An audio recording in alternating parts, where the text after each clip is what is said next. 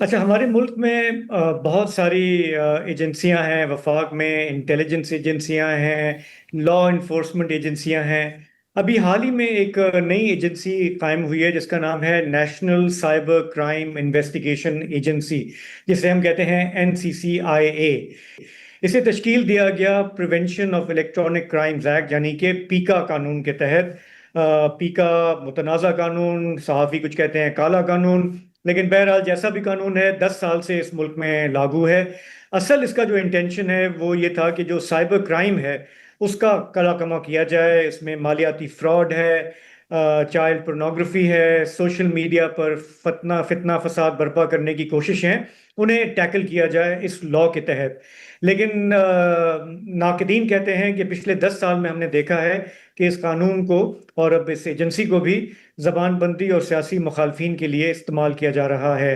तो सहाफ़ी हों, वकला हों, आम शहरी हों, तासुर यह है कि किसी की फरमाइश पर FIR दर्ज कर दी जाती है और फिर लोग इधर उधर अदालतों के धक्के खाने पर मजबूर होते हैं। तो NCCIA की जो कारकर्दगी है उस पर एक सवालिया निशान है। बुध को अलबत्ता उसकी एक जवाबदेही हुई। फोरम था सेनेट की ज़ैली कमेटी बराए इत्तलात और नशरियात। इस हेयरिंग में सिंध पंजाब के पुलिस अफसरान भी मौजूद थे, इस एजेंसी के नुमाइंदे भी थे। 2 घंटे से ज़्यादा ये समाअत चली। वहाँ पर नामा निगार हैं डिजिटल प्लेटफॉर्म नुक्ता के, इस्लामाबाद के नामा निगार अली हमज़ा, वो भी मौजूद थे। अली हमज़ा, आपका बहुत बहुत शुक्रिया। इसकी आपने जो रिपोर्टिंग की इस इजलास की, वो काफ़ी इंफॉर्मेटिव थी, क्योंकि साबका पहले FIA देखती थी ये मामला, तब NCCIA देखता है। और जहाँ तक हमने देखा है कि वो मालूमात ज़्यादा बताते नहीं हैं कि किसको पकड़ रहे हैं, तो क्यों पकड़ रहे हैं। और इस ब्रीफिंग में जो आपने रिपोर्टिंग की, मैं उसके बस चीदा चंद नुकात बताता हूँ, फिर आप हमें मज़ीद बताइएगा।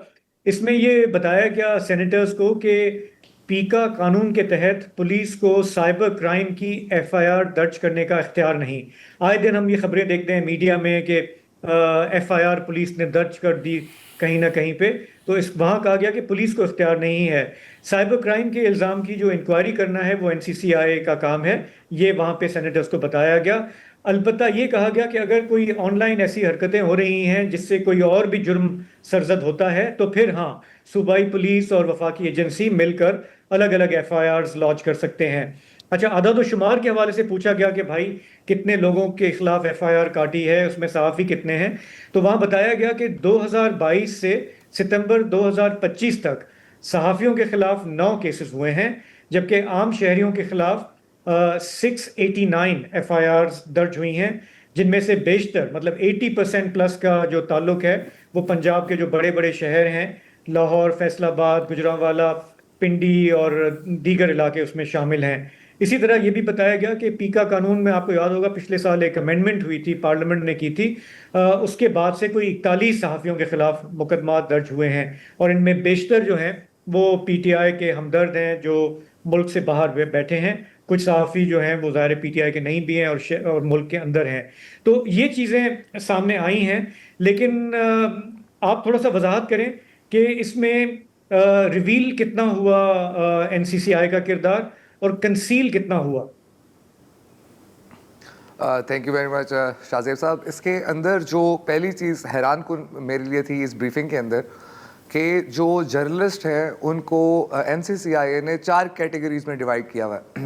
मैं आपको बता देता हूँ, media persons, journalist, social media activist और डिजिटल कंटेंट क्रिएटर्स। तो अब इसके अंदर हमें ये नहीं मालूम हो पा रहा कि कौन सा सहाफ़ी जो है, क्या वो मीडिया पर्सन है, क्या वो जर्नलिस्ट है, या अगर कोई व्लॉगिंग वगैरह कर रहा है तो सोशल मीडिया एक्टिविस्ट है या डिजिटल मीडिया क्रिएटर है। तो ये एक एदाद व शुमार थोड़े वेग रहे हैं इसके अंदर। दूसरी इसके अंदर जो बात की गई सहाफ़ियों के ख़िलाफ़ केसेस और दीगर लोगों के बारे में, उसमें इम्पॉर्टेंट बात एक ये भी निकल के सामने आई कि सूबों के जो वहाँ पे रिप्रेजेंटेटिव्स आए हुए थे और जिस तरह पुलिस के दीगर सीनियर लोग आए हुए थे, तो एक हमें खिंचाव दिखाई दिया कि जो सूबे हैं वो अपना NCCI बनाना चाह रहे हैं, और सूबे जो हैं वो जो पाई है उसका थोड़ा सा शेयर लेना चाह रहे हैं। और वफाक जो है, जो NCCIA के वहाँ पे मौजूद थे रिप्रेजेंटेटिव, انہوں نے سمجھایا کہ اگر ایک یہ وفاقی فورس ہی رہے گی تو ہم ملک میں کوئی بھی بندہ کہیں بھی جا کے آرام سے پکڑ لیں گے، مگر اگر صوبوں کے اندر یہ معاملہ بٹ گیا تو پھر وہی اجازتیں لینی ہوں گی اور وہی پرانی فائلیں ادھر ادھر کرنی ہوں گی، جس کی وجہ سے جو کیسز ہیں ان میں التوا آ جائے گا۔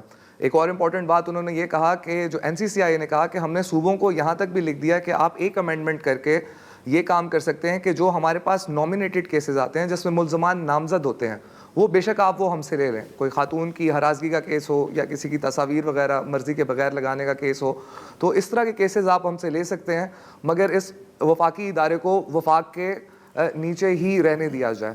پھر ایک اور چیز اس میں جو ہمیں بڑی ویگ لگی کہ جو NCCI نے بتایا کہ پچھلے سال 1,54,000 کمپلینٹس آئی تھی ہمارے پاس، مگر ہماری ہم اتنی ایفیشنسی ہماری ہے یا ہمارے اتنے سکلز ہیں کہ ہم 60% کام تو کر لیتے ہیں اپنی سکل کی بیس پہ، مگر 40% معاملات کے اوپر جو سوشل میڈیا پلیٹ فارمز ہیں وہ ہمیں انفارمیشن نہیں دیتے، جس کی وجہ سے ہمارا کام جو ہے وہ رک جاتا ہے۔ جو کمپلینٹ جو ہے وہ انکوائری کی سٹیج پہ صرف اس بنا پہ نہیں جاتی آگے۔ تو اس طرح کی اور بھی دیگر جو تھی باتیں وہاں پہ کی گئیں، کیپیسٹی کے بارے میں بتایا گیا، سینیٹرز نے اپنے شکوے کیے کہ ہمارا 1 سال سے کیس ہے، آپ نے بندہ نہیں پکڑا۔ ایک سینیٹر تھے، انہوں نے کہا میرا 2022 سے کیس چل رہا ہے، آپ نے ابھی تک اس کے اندر کچھ نہیں کیا۔ تو اس طرح کی کمیٹی رہی کل۔ جی اچھا یہ بتائیے گا کہ جیسے آپ نے کہا کہ کیٹیگرائزیشن جو ہے وہاں پہ بتایا گیا کہ مثال کے طور پہ صحافیوں کے خلاف صرف 9 کیس ہوئے ہیں اور عام شہریوں کے خلاف جو ہے وہ 689، اور آپ نے اس کی طرف ہنٹ بھی کیا کہ صحافی کی جو ڈیفینیشن ہے وہ ان کی ایک اپنی بنائی ہوئی ہے۔ مثال کے طور پہ اسد علی طور ہیں، وہ ویلاگ کرتے ہیں، انہیں صحافی مانا جائے گا یا انہوں نے عام شہریوں کے کھاتے میں ڈال دیا؟ PTI کے ہمدرد لوگ ہیں جو ان کے حوالے سے ٹویٹیں کرتے ہیں یا کچھ بھی کرتے ہیں، انہیں کس کیٹیگری میں ڈالا جائے گا؟ تو یہ جو ڈیٹا وہاں پہ شیئر کیا گیا ہے وہ وہ کس حد تک اس پکچر کو کلیئر کرتا ہے کہ زبان بندی نہیں ہو رہی ہے اور ہم تو ایکچولی کرائم کے پیچھے جا رہے ہیں؟ جیسے میں نے پہلے عرض کیا کہ اب مجھے نہیں معلوم کہ میں میڈیا پرسن ہوں ان کی نظر میں، جرنلسٹ ہوں، یا میں ایک ڈیجیٹل ویب سائٹ کے ساتھ کام کرتا ہوں تو میں ڈیجیٹل کانٹینٹ کریٹر ہوں۔ تو اسی طرح کافی لوگوں کو ڈفرینٹ کیٹیگریز میں ڈال کے جس کی پوری بات نہیں بتائی گئی۔ اب وہاں پہ ایک بات یہ بھی ہوئی کہ ایک سینیٹر صاحب نے سوال کیا، اوہو یہ جو پنجاب کے اندر جو آپ کیسز کا ڈیٹا دکھا رہے ہیں 2022 کا، اچھا اس میں کون صحافی؟ ہاں اچھا ابصار عالم صاحب، ہاں ایک تو صحافی یہ ہو گئے، دوسرا کون ہے؟ عمران ریاض، ہاں ٹھیک ہے چلیں باقی ٹھیک ہے۔ تو یہ جو ریاست اب طے کر رہی ہے کہ کس کی زبان بندی کس طرح سے کرنی ہے، کس طرح سے نہیں کرنی، تو یہ ان کی اپنی ہی مرضی ہے۔ مگر اس پہ دیکھیں ایک اور بات جو NCCI کے بارے میں ہے کہ پہلی دفعہ اب ان کی امینڈمنٹ جب آئی، امینڈمنٹ کے بعد پہلی دفعہ اب انہوں نے رولز بنا کے بھیجے ہیں آگے۔ انہوں نے 277 لوگ جو ہیں وہ ابھی فائر بھی کرنے ہیں، جس میں سے 77 آلریڈی فائر کر دیے ہیں جو آلریڈی کانٹریکچوئل ان کے ملازمین تھے۔ کافی کیسز کے IOs تھے، کافی ٹرائل ان کی کمپلینس کے اوپر ان کی FIRs پہ چل رہے تھے، مگر ایک 1 فائن ڈے ان کو 6 7 8 سال بعد کہا جاتا ہے آپ کا کانٹریکٹ رینیو نہیں ہو رہا، اب آپ گھر جا سکتے ہیں۔ تو ایک سوال ان کیسز کے اوپر بھی آئے گا، ان کے ٹرائلز کے اوپر بھی آئے گا کہ یہ آگے کہاں تک جائیں گے۔ پھر ایک ڈیٹا، ایک اور بڑا ویگ ڈیٹا دیا گیا کہ 13 میں سے صحافیوں کے خلاف 11 کیسز جو تھے وہ ہم نے کینسل کر دیے۔ اس کی وجہ یہ بتائی جا رہی ہے کہ وہ جب ہم نے اس کو انویسٹیگیٹ کیا تو وہ کیسز تھے ہی نہیں کہ جو آگے چلائے جا سکیں۔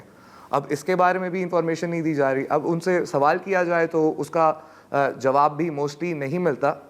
مگر جو کہنے کا مقصد ہے کہ ایک صوبوں کی جو کھچاؤ ہو رہا ہے، ایک یہ آگے دیکھنے میں آئے گا کہ اس کے اوپر کیا کیا جائے گا۔ اور دوسری بات یہ کہ اب جو NCCI کی جو ڈیزگنیٹڈ پیکا عدالتیں ہیں اسلام آباد کے اندر، ہم نے دیکھا یہ ہے کہ وہاں سے بھی اب ضمانتیں بھی لوگوں کی خارج کی جا رہی ہیں۔ اب وہاں سے ضمانت نہیں ہو رہی تو ہم نے ابھی ریسنٹلی اس سال جو ایک حمزہ اسکالر ہیں کینیڈا سے آئے ہوئے تھے لاہور سے، جن کو اٹھایا گیا، ان کی لاہور ہائی کورٹ سے ضمانت ہوئی۔ اس کے بعد پھر ایک سوراب برکت ہیں، وہ بھی صحافی ہیں، ان کی سپریم کورٹ سے ضمانت ہوئی۔ تو جو وہ ہے گھیرا تھوڑا سا تنگ کیا جا رہا ہے ان کی طرف سے، اور وہ بھی اپنے ہی کسی عزائم اور مقاصد کے لیے۔ اور عدالت سے جو پہلے ریلیف ملتا تھا اسلام آباد ہائی کورٹ سے، وہ بھی اب نہیں مل رہا اور بات جاری ہے سپریم کورٹ تک۔ علی حمزہ آپ کا بہت بہت شکریہ۔ یہ ایک گھوٹالہ ہے، اور اچھا ہوا کہ سینٹ نے تھوڑا سا اعداد و شمار نکلوائے ہیں NCCI سے۔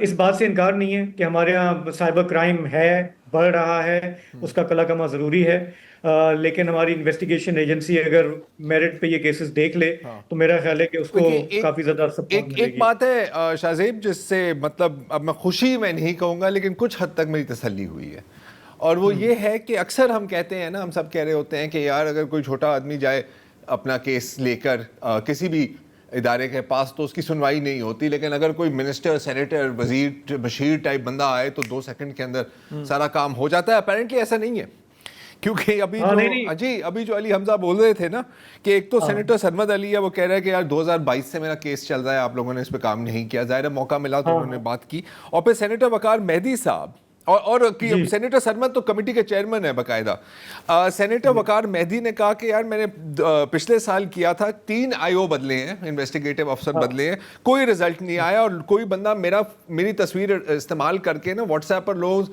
فیک کال کر کے ان کو بلیک میل کر رہا ہے اور ان سے پیسے نکال رہا ہے۔ تو انہوں نے کہا کہ پھر اب ظاہر ہے کہ اب NCCIA کی بھی کچھ جائز باتیں ہیں کہ یار باقی ڈپارٹمنٹس ہمارے ساتھ کوآرڈینیٹ کریں گی تو ہم آگے کام کر سکیں گے، تو یہ ایک تگو دو چل رہا ہے as usual. But I'm glad ایسا نہیں ہے کہ صرف ہماری سنوائی نہیں ہوتی ہے، ہمارے کیسز نہیں ہوتے، بڑے لوگوں کے بھی ہوتے ہیں۔ چلو نیم پازیٹیو نوٹ پر ایک وقفہ لیتے ہیں، اور پھر ایک کافی خوفناک رپورٹ آئی ہے جو میرا خیال ہے کہ ہم سب کو اس کا نوٹس لینا چاہیے۔ Let's take a break and talk about that.